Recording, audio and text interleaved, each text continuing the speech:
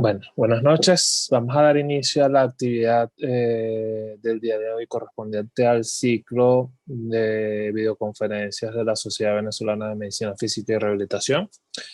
Hoy tenemos el gran placer y el gusto de contar con un invitado de lujo, el doctor Renato Martins, que es médico fisiatra del Hospital Universitario de la Universidad de Sao Paulo, miembro del Comité de Dolor Musculoesquelético de la IASP, especialista en dolor por la Universidad de Lille, Francia, y la Universidad de Sao Paulo, Brasil, miembro del Comité Antidoping de la Confederación Brasileña de Rugby, miembro de la Autoridad Brasileira de Control de Dopaje y oficial técnico de la Federación Paulista de Triatlón. Además, un gran deportista y un amigo de la casa, y quien ha tenido durante estos tiempos de pandemia una extraordinaria experiencia como fisiatra en el frente de batalla de el COVID-19.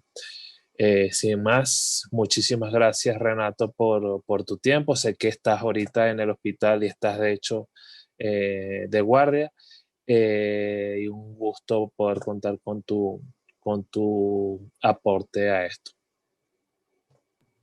Buenas noches a todos. Entonces, tengo un español muy despacito, pero vamos a hablar un poquito. Si no comprende algo, por favor, pregunten, ¿ok? Entonces, Renato, Eduardo y yo hicimos una amistad durante esta pandemia. Trocamos muchos mensajes de todo. Dividimos mucho de nuestra experiencia en los dos países. Creo que yo tuve el privilegio de estar en el centro de la atención de COVID en Brasil. Fui el único fisiatra que estaba allá, entonces tuve mucho trabajo. Voy a mostrar a ustedes cómo fue la experiencia COVID. Muy bueno, muy bueno. Esto es la foto del hospital de la universidad a la noche, ¿ok? Entonces, yo empiezo siempre diciendo que soy médico y soy fisiatra. Entonces, hago siempre hizo la parte clínica, siempre trabajé con emergencia y urgencia. Ahorita estoy de guardia en una unidad de tratamiento intensivo.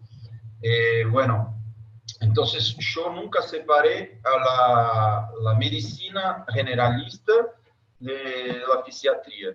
Y siempre digo que los fisiatras, nosotros fisiatras, digo eso a mis residentes, tenemos que ser médicos antes de ser fisiatras.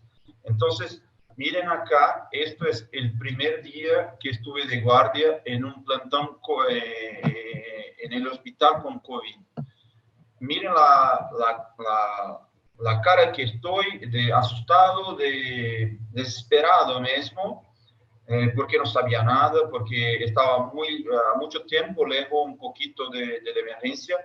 Hacía 6 años que no hacía guardia de cuidados intensivos de emergencia, pero la necesidad del país me hizo que tuve que revolver a hacer las guardias y reaprender toda la medicina general de emergencia. Fue una experiencia increíble. Hoy estoy de nuevo en la emergencia en la clínica médica, en las guardias de emergencia y de cuidados intensivos.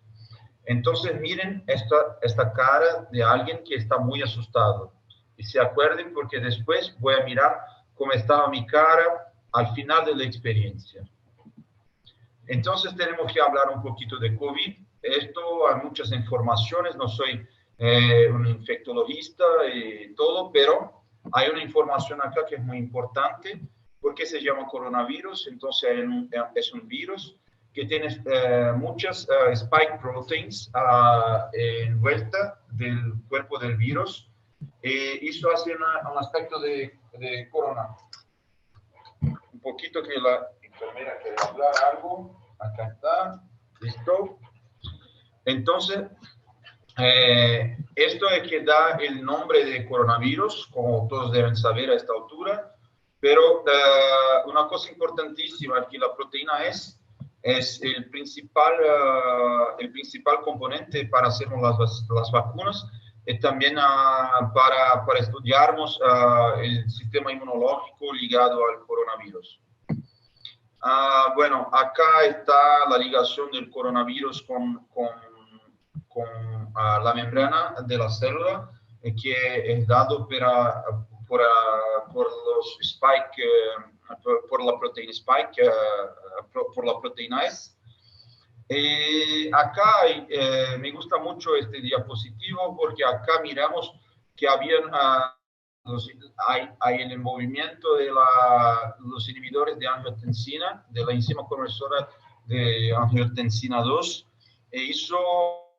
Por causa de eso, nosotros tuvimos muchas dudas de si podríamos o no dar antihipertensivos a los pacientes. Hoy sabemos muy bien que no debemos quitarlos, que debemos continuar con los inhibidores de la enzima conversora de angiotensina. Bueno, entonces el primer caso fue en la China, en Wuhan, en el 12 de diciembre de 2019, pero retrospectivamente mirando, lo descubrieron que había un caso en el 1 de diciembre de 2019. Entonces, este es el primer caso de COVID descrito en el mundo. Inicialmente, el virus fue denominado un nombre horrible, y hoy lo llamamos de SARS-CoV-2, que tiene una gran similaridad de genética con el virus del murciélago. Entonces, no sabemos cómo llegó al hombre, pero creemos que hay hospederos intermediarios, y recientemente miramos que en Dinamarca hicieron una exterminación de animales por causa de similaridades con el virus humano. Esto es de ahorita, ok, estos datos son, acá nosotros tenemos dos datos que seguimos siempre. Entonces, el primer dado es el dado del mapa de Johns Hopkins. Entonces, tenemos hoy prácticamente 60 millones de personas infectadas con el virus, y aproximadamente 1.400.000 personas con coronavirus muertas, ok. Entonces, este mapa es muy preciso, es el más fidedigno que tenemos hoy. El Brasil está en segundo de muertes en el mundo de coronavirus y es el tercer país en número de casos. Entonces nosotros somos un país muy infectado, que tenemos muchos casos y que tenemos muchas muertes, pero somos un gran país, tenemos 220 millones de habitantes, entonces es un número relativamente alto por la población, no tan alto por la población, pero es un número muy alto y el Brasil está a frente de Francia y de otros países como la Rusia, que es muy grande, mismo si dudamos de los números oficiales de la Rusia. Creo que tenemos que saber que tenemos una infección muy importante en Brasil. Estos son números brasileños del Ministerio de la Salud. Entonces, hoy tenemos, estos son dados todos los días, actualizados diariamente a cada 24 horas. Entonces, hoy, según el Ministerio, tenemos 5.440.000 casos de COVID. Tenemos 170.000 muertes por el COVID, con una tasa de letalidad de 2,8%. De ayer a hoy tuvimos 302 casos de COVID confirmados. La media de mortalidad, la media móvil de mortalidad es de 80,7. ¿Ok? Entonces, ¿cuáles son los síntomas comunes del coronavirus? Fiebre, tos, fatiga, todos los síntomas menos comunes. Acá tuvimos muchas erupciones cutáneas, okay, una descoloración de las manos y de los pies, que fue mucho importante en muchos pacientes. Tuvimos muchos casos donde el único síntoma era diarrea. Entonces, estamos muy atentos a los casos de no importa lo que eras, pedíamos siempre el test de COVID para saber si podríamos efectivamente descartar la patología. Y casos graves, claramente, poníamos en el hospital como una falta de aire muy grande, un dolor en el pecho y una pérdida del movimiento, no importa cuál fuera. Entonces, para el diagnóstico, y en Brasil tenemos estos testes, entonces podemos hacer el PCR de SARS-CoV-2 a través del swab. Si hacemos un swab nasofaríngeo, debemos hacerlo después de 4 a 5 días de síntoma. Esto es mucho importante porque hay muchas personas que testan falsamente porque no están en la janela, en la fenestra. No sé cómo habla. Bueno, no están en el window de colecta de swab, entonces sale negativo, pero si tenemos la certeza clínica que es positivo, vamos a tratarlo como positivo. Entonces tenemos el pico del PCR, de colecta de PCR en la secreción traqueal, es en 11 días, entonces no es mucho eficaz hacer la colecta antes de 11 días. Tenemos también la sorología para el SARS-CoV-2. Acá en Brasil empezamos haciendo la sorología para IgA y IgM, pero no habíamos IgG. Después, ahorita tenemos IgG y IgM. Para hacer la sorología tenemos que esperar al menos 10 a 14 días del empiezo de síntomas. Entonces, tenemos que saber estos datos para saber cuándo podemos pedir los exámenes correctos para todos los pacientes. Más recientemente tenemos 2 testes, uno test rápido de sorología que tiene una sensibilidad muy baja de 30%, y el test rápido con antígeno que está siendo utilizado en los deportes como el fútbol, donde se testan todas las personas que van a adentrar al estadio y con eso, si es positivo, no entra porque estás con COVID. Es como un PCR rápido. Es muy, muy eficaz, es muy sensible, es barato, pero no tenemos a disposición para todos. Hay mismo recientemente, yo creo que San Antonio Spurs, un equipo de basquete en los Estados Unidos, que propusieron a la NBA de hacer el test rápido con antígeno para todos los torcedores del equipo que adentrasen en la arena. Esto es prácticamente absurdo, pero en los Estados Unidos ellos empiezan a hablar de test de antígeno para hacer grandes aglomeraciones. Y bueno, para hacer el diagnóstico muchas veces lo mirábamos, sabíamos, ¿ok? Entonces acá tenemos un acometimiento de casi 100% del pulmón. Entonces miramos el vidrio fosco, pase prácticamente todo el pulmón. Es un caso muy grave esto, es de mis archivos personales. Tuvimos muchos casos como estos. Bueno, ahorita hablé un poquito de coronavirus porque nosotros tenemos que situar qué es el coronavirus. Tal vez algunos de vos no estén acostumbrados, pero ahora vamos a hablar un poquito de cómo fue la experiencia, ¿ok? Entonces, estamos en marzo de este año. Estábamos todos tranquilos. Tuvimos el carnaval en Brasil, una grande fiesta, y bueno, todo estaba tranquilo. Empezamos a tener noticias, y para nosotros la China es muy lejos. No habíamos, el COVID era una cosa de China y no de Brasil. Y bueno, empezamos a escuchar que en Europa estaban empezando a tener casos y todo. Yo me acuerdo que era el 15 de marzo de 2020 que tuvimos el primer caso en Brasil. Era un descendiente de italiano que viajó en Italia a la región norte, en la Lombardía exactamente, para visitar familiares, y cuando llegó en Brasil estaba con COVID. El diagnóstico fue hecho en el Hospital Einstein, que es un hospital privado acá en San Pablo. Y después de este caso tuvimos muchos casos, pero parecía algo mucho lejos, no nos interesábamos. Y la población hacía la fiesta, no utilizábamos máscaras.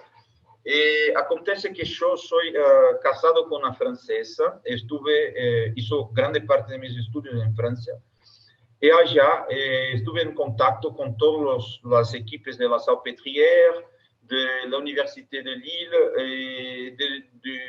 de la Université de Lyon, de Montpellier, y tuvimos mucho contacto con los franceses. Tengo muchos amigos fisiatras también, pero hizo neurocirugía antes de hacer la fisiatría, entonces sabía cómo estaban los estados de las reanimaciones en Francia. Yo quedé como obcecado por el COVID, paranoico mismo. Yo empecé a hablar y compré en la época una caja con 100 máscaras N95. Y nadie hablaba de comprar máscaras N95. Yo llegué en el hospital con una máscara N95 en el 17 de marzo.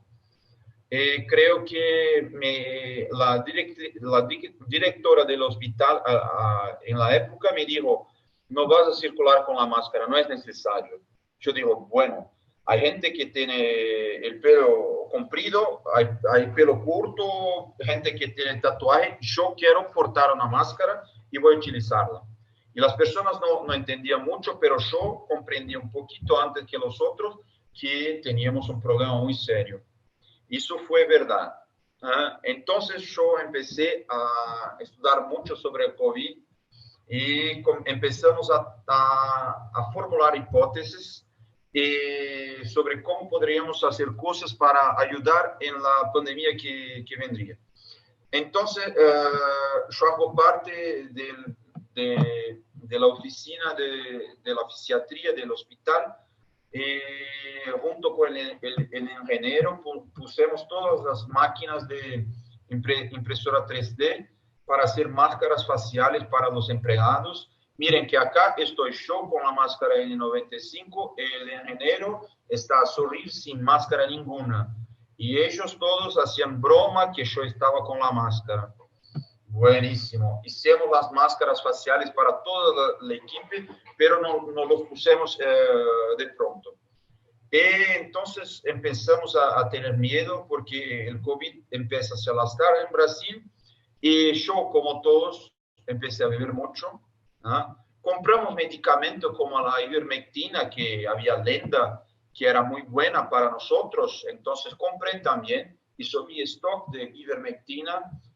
Empezamos una nueva industria en Brasil, la industria del COVID, donde habían personas que no tenían más empleo, pero hacían máscaras, hacían otras actividades, vendían comida para entregas y todo. Tuvimos que aprender a revisar nuestros amigos, como acá en la primera conferencia que hizo con mis amigos por Zoom. No sabíamos exactamente qué estábamos haciendo, pero queríamos nos encontrar. Nos encontramos todas las semanas después de los 10 años de edad. Entonces, para nosotros era muy importante, teníamos que tener el contacto. Hizo mi primero pastel de la vida en la pandemia, porque empezamos a quedar un poquito más en casa. Entonces, yo paré con todo el consultorio privado y paramos todas las actividades, estábamos solamente en el hospital. Tuve muchos amigos médicos que perdieron los empleos o entonces que trabajaban en condiciones no contractuales que no tenían más salario. Y yo estaba siempre ligado a la universidad, entonces estaba un poquito más tranquilo, pero las actividades afuera del hospital estaban todas cerradas. Y habían bromas en la internet como los funerarios en África, ¿ok? Y todos empezaban a decir, ¿qué es eso? No sé qué es eso, ¿tengo miedo o no? Y yo estaba asustadísimo y decía a todos, queden en casa, por favor, utilicen máscaras, utilicen alcohol. Estábamos en el fin de marzo allá. Acá estamos en abril. Este es el aeropuerto de San Pablo, uno de los más importantes de la América Latina, sino el aeropuerto con el más grande movimiento. Creo que perdemos apenas para México, pero es un aeropuerto muy grande. Esto es en un feriado acá en Brasil.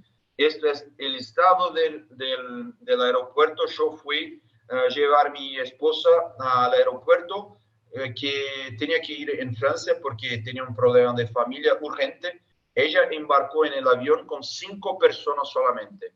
Y tuvimos que probar que era emergencial, que ella no tenía COVID. Estamos hablando de abril, ¿eh? Y tuvimos que tener una permisión especial del consulado de Francia para viajar. Ella viajó, yo quedé. Y yo no sabía mucho, pero sabía que tenía miedo, entonces me raspé los pelos y quedé totalmente sin pelo. Acá en Brasil reinventamos cómo teníamos que hacer las recetas para los pacientes, las prescripciones de todo. Entonces, esto es cuando yo hizo la prescripción digital por internet. Así podemos dar las prescripciones por internet para todos los pacientes de todos los medicamentos, menos de los psicotrópicos y de los morfínicos. Y claro, hago broma acá, pero muchas veces estaba tan acostumbrado a portar la máscara que muchas veces jugaba el café o jugaba la coca en la máscara y tenía que trocarla. Entonces, la vida quedóse de máscara, llegaba en casa, estaba paranoico, quitaba mis ropas, las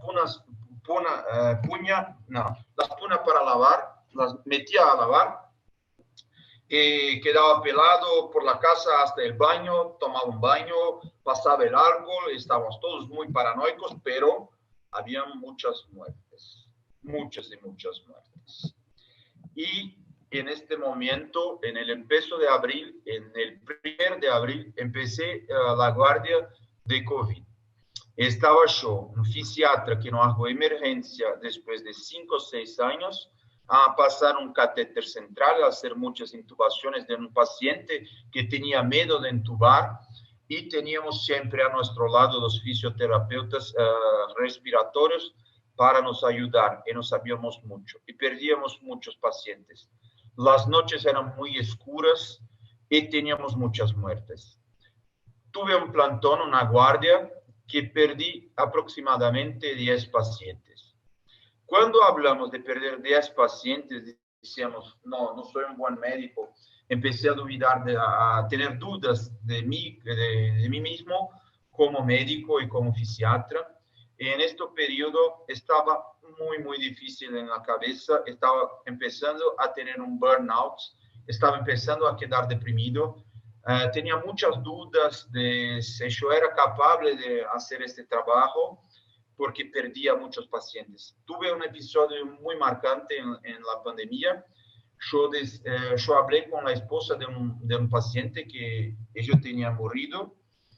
Yo vuelvo a los cuidados intensivos. Su hijo murió y tuve que hablar a la puerta de no dejar la señora salir porque tenía que hablar que su hijo también murió. Imagina comunicar a una madre que su hijo y su esposo murió en el mismo día. El hijo tenía 22 años. Entonces fue un periodo muy difícil, con muchas dudas. No sabíamos exactamente, estábamos intentando hacer los protocolos chinos, los protocolos que teníamos. Yo nunca utilicé la hidrocloroquina, ¿ok? Acá en la universidad nunca utilizamos, pero había muchas dudas de cuáles eran los medicamentos que teníamos que dar y todo. Pero seguíamos los protocolos y no pensábamos mucho. Creíamos que alguien había dicho que era para hacer eso y íbamos haciendo. Miramos escenas como estas en Brasil, alguien que está lavando la pasaje con hipoclorito de sodio, o entonces los transportes en ambulancias con ropas que nos remeten al filme Epidemia, que nunca imaginábamos mirar esto en la realidad. Entonces, las dudas vinieron y fueron muy fuertes. Yo tuve un estrés muy grande en la línea de frente. Acá en el principal magazine, la principal revista del país, del periódico del país, yo fui entrevistado exactamente para hablar cómo era difícil estar en el frente en la frente de combate contra el COVID, yo estuve muy malo, tuve que tener un psiquiatra, una psicóloga para hacer el acompañamiento, porque no creía que no estaba bien, que no era un buen médico, y trabajaba justo a 60 horas seguidas todos los días, por veces 60 horas seguidas con un descanso de 12 horas y después más 30, 40 horas. Entonces estaba trabajando mucho, estaba totalmente exhausto, pero pocos en el peso principalmente se dispusieron a estar en el frente verdadero. Muchos bancaron héroes, pero nadie era héroe. Estamos trabajando y intentando hacer lo mejor por nosotros.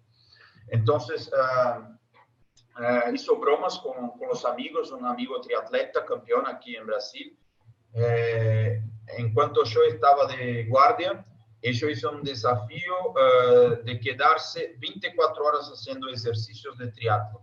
Entonces hizo 8 horas de bike, 8 horas de corrida y 8 horas de natación para ayudar, para ganar fondos para el hospital donde yo trabajaba. Hizo la broma, troco las mías 24 por las tuyas, pero claro, no consigo, pero en fin, estaba muy esgotado. Entonces estábamos solitos, desesperados, no sabíamos mucho mismo si estábamos en el hospital de la universidad, cuáles eran los protocolos que debíamos aplicar. Y empezamos acá una revolución. Empezamos a hablar unos con los otros. Empezamos a hablar con los profesores, empezamos a nosotros mismos a hacer hipótesis médicas sobre el COVID.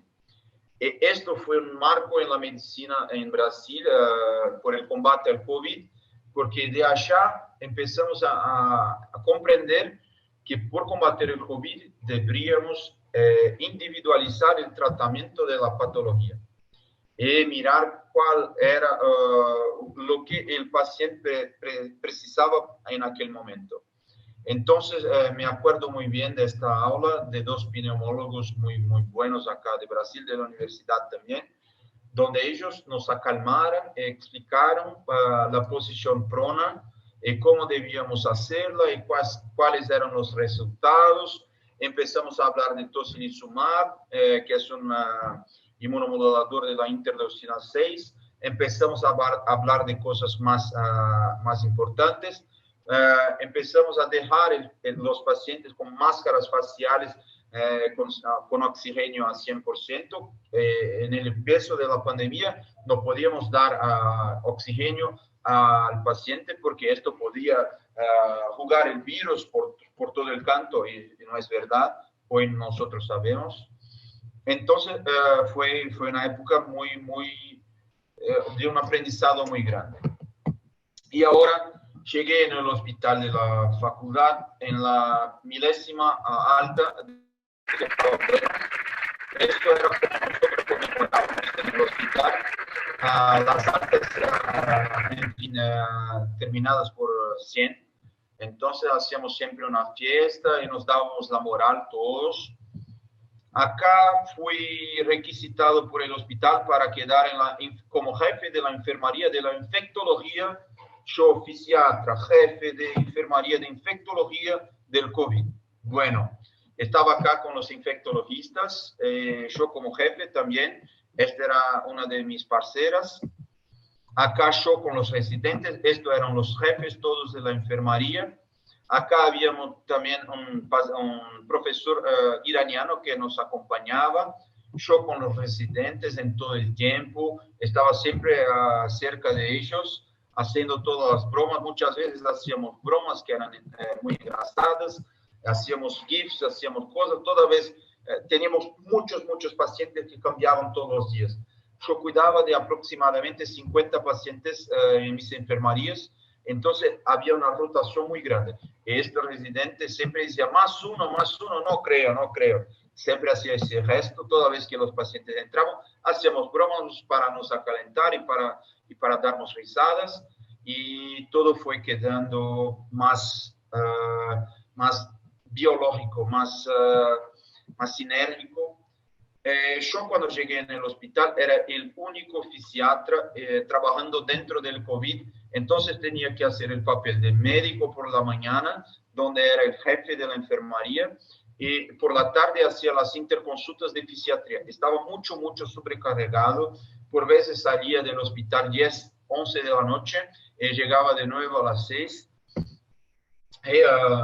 Yo hablé mucho con los profesores de todo, conseguimos traer colegas para trabajar con nosotros, entonces importamos de un otro hospital, no trajimos nuestros colegas de nuestro hospital, importamos de un otro hospital otros colegas que tenían más experiencia como fisiatras que yo, entonces nosotros nos unimos, ellos pasaban una vez por semana con nosotros, pero yo quedaba todo el tiempo, incluso el sábado y el domingo. Y después que ellos llegaron también los residentes y llegaron también los profesionales, multiprofesionales. En el Hospital Central de la Universidad no tenemos terapia ocupacional y teníamos una limitada terapia motora para los pacientes. Entonces introducimos en aquel momento la terapia motora especializada para combatir las secuelas de COVID que voy a comentar recientemente. Entonces, tuve que hacer un trabajo en mí mismo, aprender que yo debería trabajar con COVID, no tener miedo y importar un equipo para dentro del hospital de la universidad, donde no psiquiatras actualmente hacemos solamente las interconsultas.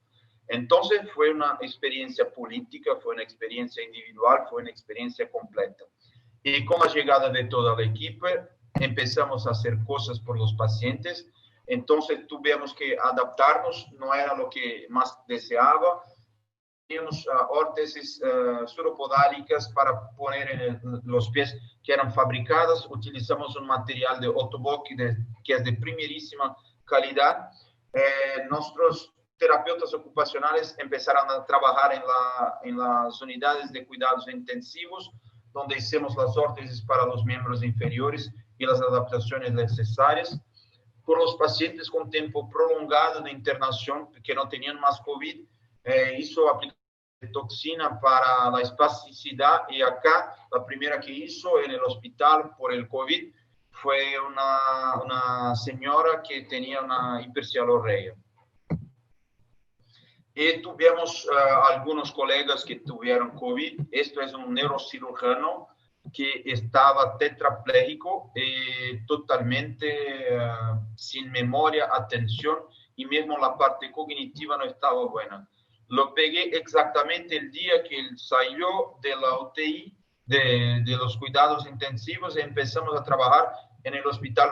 Lo enviamos al hospital de rehabilitación, donde tenía colegas que prepararon todo junto con yo, toda la recepción y cuáles eran las actividades que íbamos a hacer con los pacientes.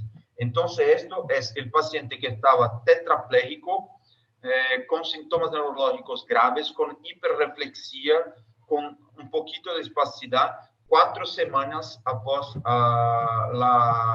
salir de los cuidados intensivos. Ello hoy está trabajando nuevamente como neurocirujano. ¿Ok? Buenísimo. Esto acá es el jefe de la cirugía, de la emergencia del hospital de la universidad. Yo tuve COVID, estuve en los cuidados intensivos por 2 meses. Y yo digo a todos, rehabilitar no es solamente hablar a los otros lo que deben hacer o no de la parte motora. Es preguntar al paciente cuál es la actividad que te gusta. Ello es músico. A él le encantaría muchísimo tener una guitarra para jugar. Entonces, bueno, hablamos con la esposa del paciente que nos envió una guitarra. La primera rehabilitación que hizo después de los cuidados intensivos fue jugar la guitarra con la terapeuta ocupacional. Entonces, estamos muy creativos en el covidario para dar una atención totalmente individualizada para los pacientes. Tuve una experiencia excelente con la rehabilitación aguda, principalmente con las planchas ortostáticas. Las utilicé muchísimo Para los pacientes que no tenían mucha fuerza, la recuperación respiratoria era mucho más rápida cuando utilizábamos precocemente la plancha ortostática. La utilizamos muchísimo, pero tuvimos que hacer análisis con el comité de infección hospitalar, de los materiales, de la higienización, y todo. Tuvimos que pensar juntos, porque teníamos que tener planchas móviles. Y teníamos entonces tres planchas que llevábamos a los andares para hacer la rehabilitación con los pacientes. Tuvimos la oportunidad de empezar a hacer el FES, tuvimos también la oportunidad de ser un equipo alegre y siempre junta. Siempre nos llevaban, nos empurraban a otros lugares, a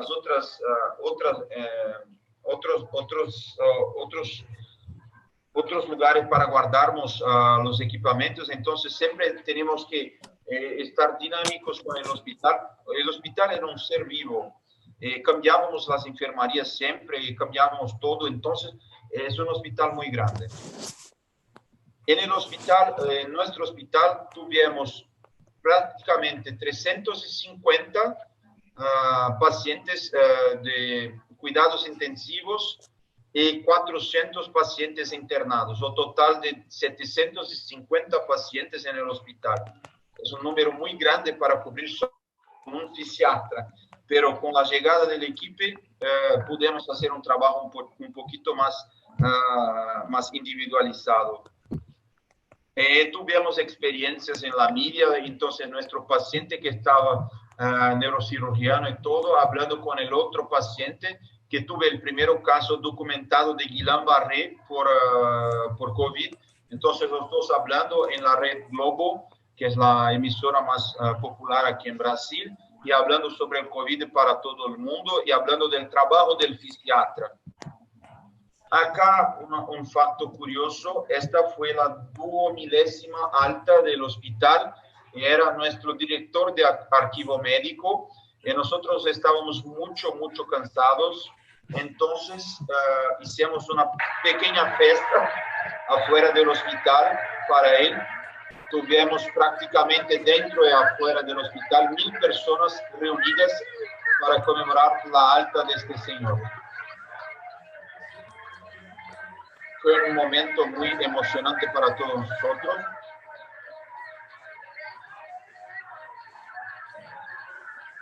Cantamos y todo. El video es un poquito grande.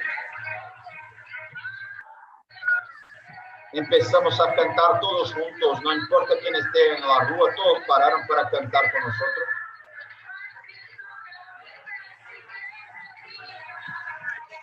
Y tuvimos momentos de mucha felicidad después de tantas muertes. Entonces el profesor de la cirugía saliendo del hospital, el neurocirujano saliendo del hospital. Este es el paciente que estuve más tiempo en los cuidados intensivos. Yo preparé una fiesta para recibirlo en la enfermería. Entonces lo recibimos. Son las personas de los cuidados intensivos entregando los pacientes a nosotros. Fue una fiesta grandísima. Es claro que ni todo fue una fiesta, ¿no? Tuvimos muchas muertes, perdí un gran amigo, nuestro ingeniero jefe del Instituto de Rehabilitación. Nosotros estamos desenvolviendo proyectos por la impresora 3D, también compensaciones de presiones por las caderas rolantes. Yo perdí mi perrita, Bella, que tuve linfoma. Entonces era un periodo muy triste, muy diferente, muchas emociones juntas. Cuando perdí el jefe de la ingeniería, no podía hacer nada, no podría ir al funeral. Entonces hicimos esta foto y enviamos a la familia para decir que estamos todos reunidos con ellos. Pero hablamos de medicina un poco porque hablo mucho de muchas historias y puedo hablar hasta mañana. Ahora, ¿qué vimos? Es muy diferente. Entonces, y todo era COVID. Acá tuve este paciente que tuve la síndrome de la torácica rígida por causa de una cantidad de fentanil muy grande, dada por un médico inexperiente. llegué a todos los grupos y pedí ayuda. Y paré todas las bombas no pensé que era el fentanil, pero el normal es una cantidad de fentanil a 2 ml hora para hacer la analgosedación del paciente. En este caso, alguien puso 20 ml hora y entonces por algunas horas y el paciente no había nada que hacíamos que podría recuperar su caja torácica. Y después de este caso tuvimos otros, cuando mirábamos, empezábamos el bloqueador neuromuscular, empezábamos a dar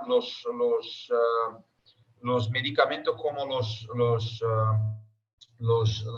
naloxones, que son antídotos para los morfínicos. Intentábamos de todo, dábamos bloqueadores musculares para dejar al paciente respirar nuevamente. Nosotros empezamos un grupo de feridas de posicionamiento del paciente. Lo propuso a la cirugía plástica y también a la estomatoterapeuta. Entonces hicimos un grupo de 3 especialidades, donde yo fui el coordinador del equipo. Estamos todos haciendo un papel fundamental para prevenir las feridas y también hacer una posición prona correcta. La profesora hizo un proyecto con las almohadas FON que utilizamos por el avión. Con este proyecto desenvolvemos almohadas específicas por la posición prona que fueron donadas al hospital. Entonces teníamos que ser muy creativos, y después que tuvimos el comité de heridas junto con las almohadas, disminuimos muchísimo la cantidad de heridas en el hospital. Pero las lesiones cerebrales fueron muchas, y yo tenía los radiologistas me odiaban, porque yo pedía resonancia para todos los pacientes que estaban en el tubo y todo salían del tubo. Me preguntaban, ¿por qué pides tanto? Porque creo que hay algo, hay una espasticidad que no es proporcional.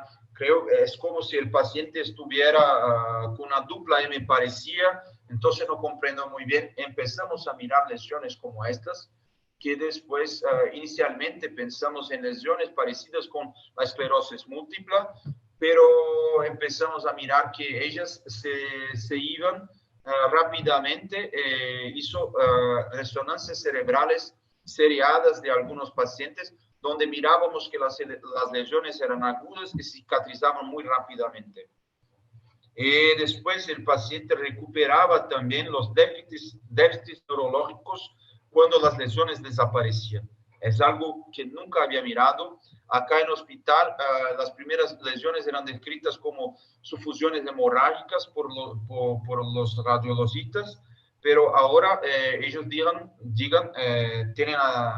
ellos dicen que las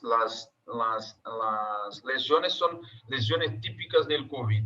Ellos saben ahora cuáles son las lesiones típicas de COVID. Como nosotros decíamos, acometimiento de 25% por el pulmón en vidrofosco es típico de la imagen que tenemos por escáner del pulmón. Entonces los radiologistas hicieron la misma cosa, algo parecido para las lesiones cerebrales. Tuvimos muchas lesiones, incluso lesiones que aparecieron con COVID, pero no eran de COVID. Entonces tuvimos muchos pacientes que tuvieron diagnósticos de otras doenças a través del diagnóstico de COVID. Con el COVID llegaron en el hospital de la universidad. Cuando los examinamos, mirábamos que había algo muy diferente. Entonces hacíamos algo que era un diagnóstico diferencial de una doença que los portadores tenían, pero no eran ligadas directamente al COVID. Acá tuvimos este caso de toxoplasmosis en un paciente con HIV que estaba sonolento. Entonces empezamos el trimetoprim y se marchó y fue muy bien. Y siempre teníamos que tener muchos diagnósticos en la cabeza y un equipo muy grande para hacer los diagnósticos diferenciales, porque ni todo era COVID. Tuvimos casos de osificación heterotópica, no tengo la documentación, este paciente antes, pero después de 15 días de COVID había una induración cerquita de la tibia. En esta imagen, no sé si se puede mirar, pero hay una calcificación heterotópica cerquita de la rodilla que inmovilizaba toda la articulación. Nunca había mirado algo parecido tan rápidamente. El paciente estaba en el hospital hacía 21 días en los cuidados intensivos y no podríamos tocarlo la rodilla porque tenía un dolor inmenso.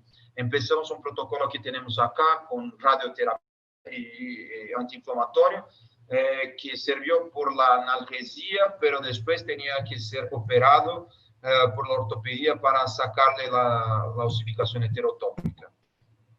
Tuvimos osificaciones heterotópicas más típicas, como en estos casos, una osificación heterotópica del cuadril, de la anca, no cuadril, de la anca. En este caso tuvimos bilateralmente, entonces la mirábamos muy precozmente. Siempre que examinaba el paciente entero, desnudo, examinaba todas las articulaciones, examinaba la sensibilidad, examinaba todo cuando el paciente estaba acordado, obviamente.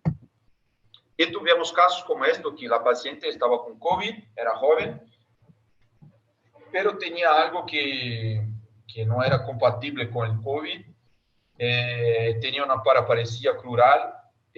Cuando miramos la imagen, supimos que era un tumor, entonces yo empecé todo el diagnóstico del tumor que se probó un linfoma.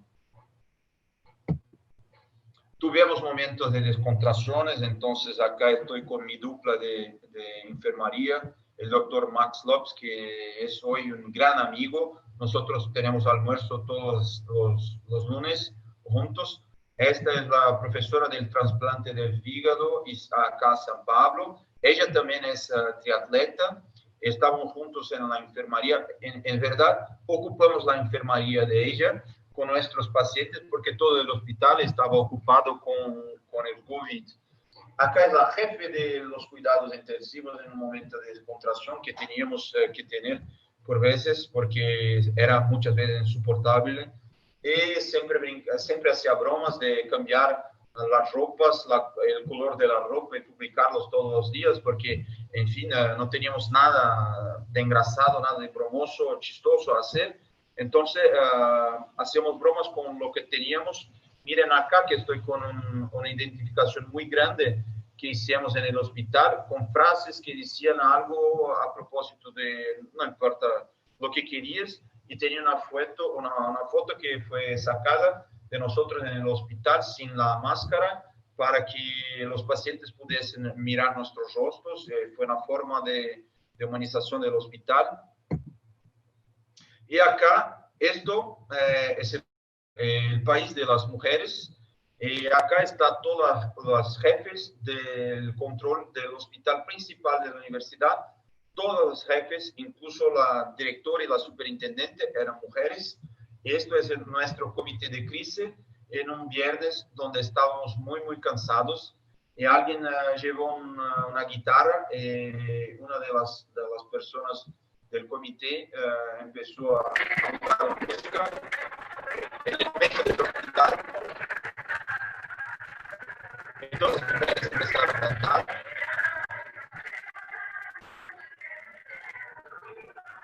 Creábamos momentos de descontracción dentro del hospital porque era realmente muchas veces insoportable, pero estas chicas fueron mis hermanas, mis madres, mis amigas, mis confesoras. Ellas me ayudaron mucho a todos. San Pablo y Brasil debe mucho a este grupo que está con nosotros.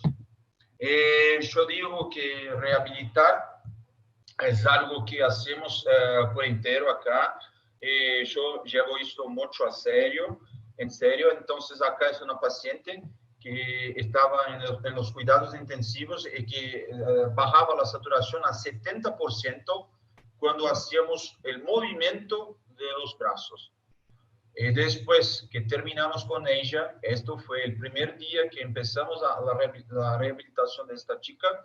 Y cuando terminamos con ella, estaba sin ninguna invasión, totalmente rehabilitada, con mismo los dientes los revisamos con nuestros dentistas, el pelo arrumado, toda maquillada y andando sin déficit ninguno, y la pusimos a hacer un curso para que pudiera tener un empleo mejor. Esto es lo que llamamos de rehabilitar a alguien que no tenía nada. Es una mujer muy, muy pobre de la comunidad, de favela y todo, que tenía un empleo doméstico, pero que salió de allá nueva para la vida. Y creo que el COVID fue malo para esta mujer, pero la transformó totalmente su vida. Esto es lo que los fisiatras acá hacen. Nosotros siempre trabajamos en un grande grupo y yo tengo a muchas personas a agradecer por todo lo que pasé, pero creo que al final tenemos todos no puso la foto, tenemos todos la voluntad de ayudar. Yo tuve mucha, yo continúo siempre ayudando, no necesito verdaderamente de hacer guardias por ningún motivo, pero tenemos que ayudar a los otros colegas que están con COVID. Yo creo en el sistema público, trabajo 85% de mi vida en el sistema público brasileño, 15% en el privado. Creo que el sistema público es algo que ayudó mucho el Brasil y principalmente el estado de São Paulo. Acá nos diferenciamos mucho en los estados. En el estado de São Paulo, el sistema público fue extremadamente eficiente para el tratamiento del COVID y hoy estamos mucho más preparados para tratar los pacientes graves y los pacientes en general. Buenísimo, creo que no sé si era exactamente eso que querías escuchar, Eduardo, pero ahí está la experiencia, no solamente de medicina. Si quieres, después podemos hablar de todos los fatos que tuvieron en la medicina acerca de COVID y la rehabilitación y todo lo que descubrimos acá con lesiones. Pero creo que quería sinceramente pasar la impresión personal de cómo fue pasar siendo un fisiatra dentro de un hospital general sin fisiatras, con muchas dificultades, pero al final llegamos a un trabajo que fue reconocido como excelente por todos los profesionales, los profesores, los superintendentes. Tuvimos la bandera de la fisiatría bien erguida para todos mirar. Nosotros hoy somos una referencia, no solamente yo, toda la equipo, todos los otros profesionales que se movieron, somos una referencia en la rehabilitación COVID acá y afuera también. Es esto, Eduardo. No sé, es que te gustó la aula, no sé, mi español está malo, ¿cómo estamos? Muchísimas gracias, Renato, no, extraordinario. La verdad que creo que hace falta que conozcamos más estas realidades de lo que tienen la oportunidad e incluso la voluntad de estar en el frente de batalla. Y más aún valiosísimo el hecho de que tú siendo fisiatra hayas, digamos, asumido esa labor. Eh, Debo decir que tuve la suerte y la oportunidad de ir un par de veces a Sao Paulo y conozco algo del sistema de rehabilitación Lucy Montoro y después de recorrer buena parte de Latinoamérica, debo decir que si no el mejor, está en el top 2 de los mejores sistemas de rehabilitación en el ámbito público e inclusive en el ámbito privado. No solamente por el equipamiento, no solamente por los profesionales como tú que trabajan en el sistema, sino además por la humanización que han hecho de la rehabilitación a todo nivel. Y eso se nota con la exposición que nos acabas de compartir. Yo personalmente dos preguntas. La primera es, dadas las circunstancias y en principio en toda Latinoamérica pasamos ya por la primera ola, ¿cuál es la expectativa que tienen ahorita en Sao Paulo y en todo Brasil con respecto a la inminente segunda ola que viene? y cómo estamos preparados en Latinoamérica y en particular cómo está preparado Brasil y Sao Paulo para esa segunda ola que por lo que estamos viendo en Europa está siendo inclusive más agresiva que la que vimos en los primeros meses del año.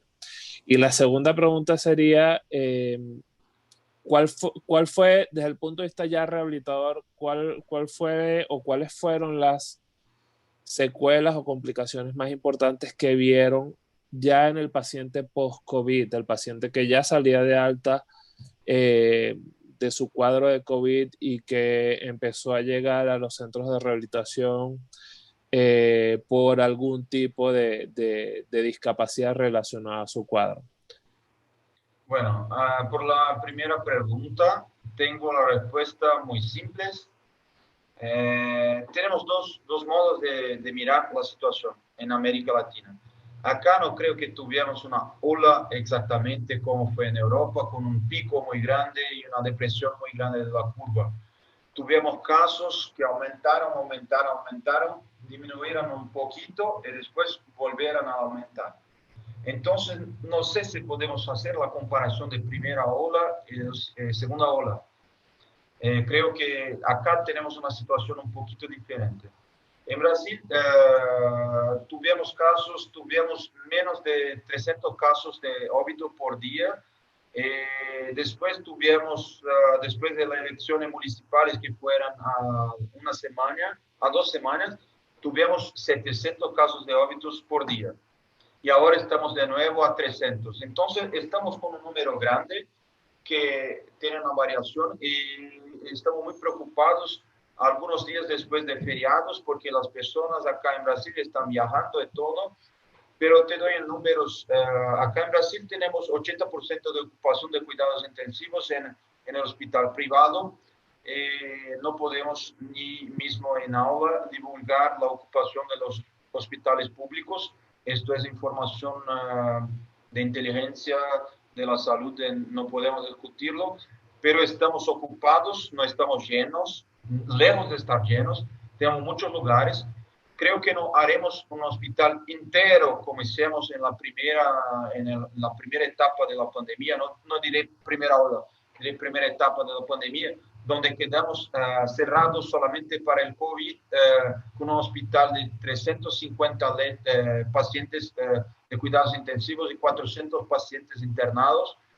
No creo que volveremos a eso, porque tenemos una capacidad más grande de hacer una rotación de pacientes, de cuidarlos en las casas, y empezar tratamientos que son más eficaces para los síntomas iniciales, dejando el hospital para los pacientes más graves. Creo que para los pacientes más graves también aprendemos muchos, entonces ellos van a quedar menos tiempo en los cuidados intensivos y con esto tenemos una rotación más grande y con esto podremos evitar la segunda ola, el segundo pico de internación, de hospitalización en los cuidados intensivos. Y creo que una medida como un lockdown nuevamente acá en São Paulo solamente será efectiva si tuviéramos una ocupación acima de 90% de los cuidados intensivos en el sistema público. Creo que estamos muy lejos de eso. Entonces, no creo en un segundo lockdown.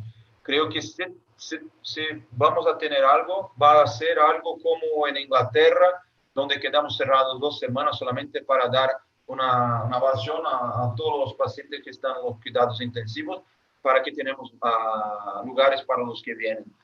Pero esto es lo que depende actualmente el lockdown. El número de camas que tenemos para los pacientes de cuidados intensivos. Creo que la situación acá está muy grave. Hay muchas cosas que son asustadoras. Tuve amigas que viajaron juntas, había una con tos y fiebre, meninas que son arquitectas, ingenieras, médicas, juristas y todo, y fueran a viajar con alguien que tosía y tenía fiebre, y 6 personas pegaron COVID. Son personas muy educadas que se hablan de los síntomas, no. Y allá estaban todas juntas en una casa y todas pegaron COVID.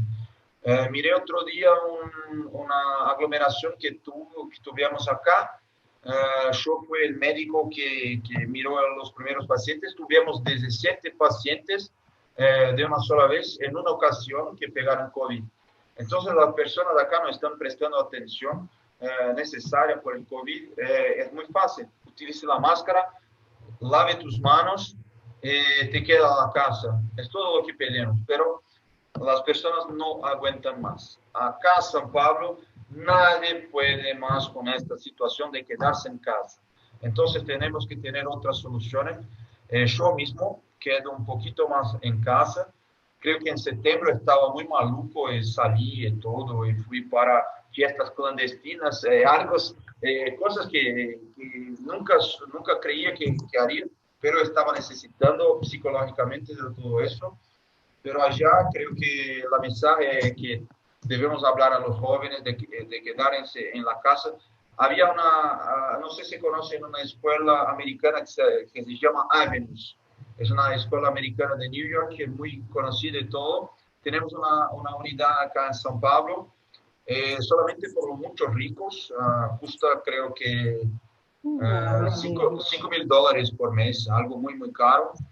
Eh, Ellos empezaron nuevamente las aulas presenciales y tuvieron una epidemia de COVID entre las crianzas, entre los niños y los familiares de los niños. Entonces, en la escuela más rica de San Pablo, donde todo es perfecto y todo, tuvimos una epidemia que no salió en la media. Yo conozco las personas, la directoría de esta escuela, tuve la información privada, pero sé que esto aconteció. Entonces, acá tenemos muchas infestaciones muy rápidas, pero creo que hay una gravedad diferente y la gravedad ahora es más grave que antes. Cuando está malo, está muy malo. Cuando está bueno, está muy bueno. Tuvimos dos jugadores de fútbol, uno de Vasco y uno de Palmeiras, que pegaron COVID, que están con COVID por la segunda vez. Entonces, acá en Brasil, yo con Max, que es mi amigo acá, Max, ellos es el responsable nacional por el COVID. Entonces, hace toda la pesquisa a propósito de la reinfección por COVID. Yo fui responsable, me quedé responsable por todos los ambulatorios, las consultaciones empecé a mirar qué pasa con los pacientes 4, 6 meses después del COVID. Y es asustador. Tuve mucho miedo, estaba medio amedrontado verdaderamente porque miré cosas que no imaginaba. Entonces tengo un ecocardiograma de un paciente que estaba internado, que era normal, 6 meses após el COVID. Ellos tienen una insuficiencia cardíaca con hipertrofia de ventrículo izquierdo y una baja fracción de eyección. Entonces, esto es muy grave. Y las lesiones cicatriciales en el pulmón quédanse, son muy, muy graves. Y la fatiga no se cesa nunca. Y tenemos que empezar el recondicionamiento, no solamente cardiopulmonar, pero del cuerpo. Entonces tenemos muchas cosas que están apareciendo desde memoria y atención. Entonces estoy haciendo triaje con las neuropsicólogas de todos los pacientes post-COVID para saber si hay un déficit de memoria y atención, porque creo que todos los tienen. Es muy impresionante. No sé si fue el tiempo grande en los cuidados intensivos con un tubo o después la tráqueo, pero sé que todos ellos tienen una pérdida cognitiva. Estoy empezando a hacer las imágenes. Miré también en el laboratorio post-COVID una disminución importantísima de la masa ósea de los pacientes. Entonces, estoy pidiendo a todos ecocardiograma, escáner de pulmón y también densitometría ósea del cuerpo total. ¡Qué bonito! Buenísimo. También, entonces, peso los 3 exámenes. Miren también que hay una depresión general de todas las vitaminas y los iones. Entonces, miro pacientes con el magnesio bajo, la vitamina B baja, la vitamina D baja, el calcio bajo, también algunos que siguen después del COVID con una insuficiencia renal crónica. Entonces, antes de rehabilitar, no quiero absolutamente que todos los pacientes pasen por mi evaluación para decir si pueden o no, y después pasen con el cardiólogo o con el cardiologista para confirmar mi idea clínica inicial. Creo que nosotros tenemos un desafío que queremos todos rehabilitar los pacientes COVID, pero no tenemos idea de riesgo que tenemos en manos con los pacientes con insuficiencia cardíaca que apareció muy rápidamente, con un pulmón que no sirve a nada, con una masa ósea baja, tendremos fracturas probablemente. Entonces, hay muchas cosas que debemos aprender. Estoy aprendiendo mucho en estas consultaciones post-COVID y creo que después tenemos otras cosas que tenemos que mirar. Creo que ahora tenemos dos cosas a mirar exactamente. La retomada de los deportes, cómo hacemos la triaje de los pacientes que tuvieron COVID y cómo hacemos para retomar las competiciones con muchas personas. Esto es un debate que tenemos acá. A mí me gusta mucho ese debate. Estoy adentro en la Federación de Triatlón, estoy también en la Federación de Rugby. Nosotros queremos testes de antígenos rápidos para todos los atletas y los participantes de la comisión. A cada teste cuesta más o menos 60 reales. Entonces sale hoy con el dólar a 6 reales. Sale 10 dólares, no es muy caro. Es posible, pero no es toda federación de deporte que tiene la capacidad de pagar estos valores. No sé si respondí las dos preguntas, pero si más tiene preguntas, estoy acá. Bueno, muchas felicitaciones, tanto por la conferencia como por tu compromiso con tus pacientes, el hospital y la fisiatría. La doctora Ana María Garófalo te pregunta si la hiperreflexia fue un signo frecuente y si tardó mucho en revertir. Ellos son pasajeros, no sé por qué, pero son pasajeros con las lesiones cerebrales que también son pasajeras. Tengo todo eso documentado en resonancias hechas seriadamente. La espacidad es bizarra. Ella viene con las lesiones y pasa con las lesiones. Entonces, no sé explicar todavía qué es. No son todos los pacientes que tienen. Los intensivistas no estaban haciendo estos diagnósticos de espasticidad y cuando llegué en los cuidados intensivos empecé a mirar clonos en los pacientes y pedí a todos los residentes, todos los enfermeros, aprendí, enseñé a todas las personas que estaban envolvidas en los cuidados intensivos a al menos testar un clon. Si el clon estaba positivo, para me llamarem que había algo que tenía que ser investigado. Creo que es pasajero y no es muy frecuente, pero tuve muchísimos casos en un hospital tan grande. Hacía de 10 a 15 interconsultas nuevas todos los días en el hospital. Por eso tenía un equipo con aproximadamente 4 residentes y alguien más como fisiatra jefe para me ayudar. Eran muchas consultas. Miraba a todos los pacientes.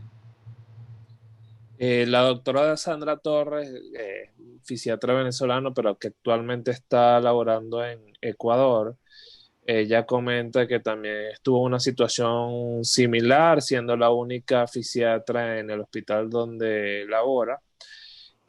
Tuvo que realizar un formato específico para evaluación y seguimiento de los pacientes y quería saber tu experiencia para discernir cuándo sí, cuándo no es un paciente referido a rehabilitación posterior al cuadro de COVID. ¿Cómo fue tu experiencia al respecto? Acá hacemos de dos formas. Entonces, en el hospital de la universidad es una posibilidad de envío del paciente a nuestro centro de rehabilitación. La otra posibilidad es los hospitales externos que pueden nos enviar Para esto, para llegar a nosotros, tiene que tener una implicación motora. Entonces, nuestra triaje pasa por una implicación motora, mismo que sea una fatiga o algo así. Por ejemplo, hoy tuve un paciente que vino por una lesión del nervio fibular anterior por causa de la posición prona. Ella vino de un hospital externo y nosotros lo recibimos porque había un déficit motor. Entonces, yo busco para nuestro centro, es más motor que respiratorio, es prácticamente motor. Entonces nosotros procuramos un déficit neurológico, un déficit motor para poner los pacientes en nuestro centro. Esto es Eh, nuestra guía. bueno, hay un trabajo ahorita interesante que reporta cerca del 80% de los pacientes COVID tienen alguna clínica psiquiátrica relacionada sobre todo a su hospitalización. Probablemente eso también nos podría explicar los trastornos de memoria inmediata y que referiste en tu experiencia. La doctora Raiza Leal pregunta, en rehabilitación post-COVID, ¿dónde han hecho más énfasis desde el punto de vista muscular? Y si tienen algún trabajo realizado que podría documentar este punto en particular. Nosotros no tenemos muchos casos de acometimiento directo por el COVID de los ojos, pero tuvimos casos muy interesantes, por ejemplo, de pacientes que tuvieron AVC y después quedaron heminegligentes. Tuvimos un caso muy especial de un paciente que después del COVID tuvo una superinfección del sinus frontalis y por eso tuve una parálisis ocular, pero no era primaria del COVID. No creo que yo, al menos, no miré ninguna infestación directa del COVID, solamente secuelas, solamente problemas que estaban envolvidos con doenças que eran secundarias al COVID, pero directamente no miré nada.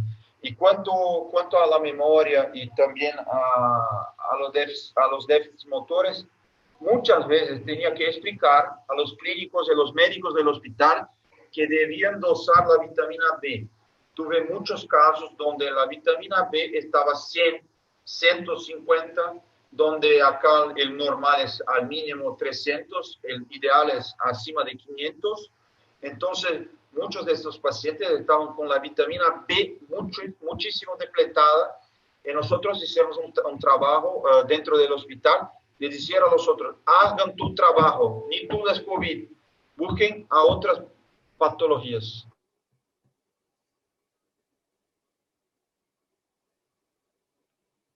Bueno, creo que perdimos el contacto con el doctor Renato. De todas maneras, ya se nos ha agotado el tiempo. Muchísimas gracias a todos por participar en esta actividad y estará a disponibilidad próximamente en nuestro canal de YouTube. Buenas noches a todos.